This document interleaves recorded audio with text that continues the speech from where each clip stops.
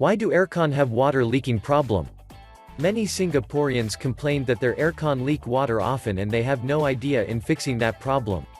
In this video, you can get an idea of what causes those leakages.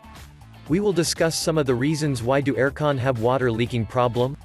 1. Installation done incorrectly. Window aircon normally will have the water leakage problem more than a wall-mounted aircon. Window aircon must install slightly lower at the back than the front. Improper installation is due to the hastiness and to get away the heat. 2. Ice forming. When you see ice forming up, it will meant that your aircon cooling system is having problem. Many reasons can relate for an aircon to form ice. How to identify whether your aircon is really forming ice?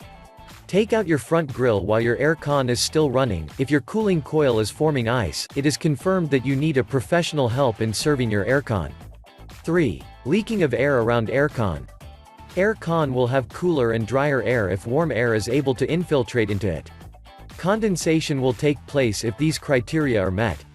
Always check if there is any dripping from the aircon unit or any water droplets are clinging to your aircon front portion.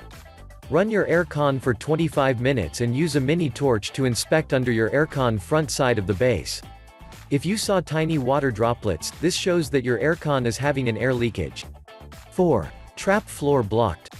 Back of aircon base normally has a pipe to connect to a trap floor which allow condensed vapor to drain out. If you suspect that the trap floor is blocked, I would advise you to engage a professional to help you, as the pipe are being trunked into a casing, hence, doing a check on your own may damage your aircon. 5. Pipe blockage. Their pipes are behind that aircon casing that enable water to flow out from front of aircon to the back. If those pipes are choked, water will started to gather and will cause the leakage. In this situation, aircon will require a chemical overhaul. In summary, it will be wise to engage a quarterly service on your aircon units thus to prevent any other expenses to service and maintenance your aircon.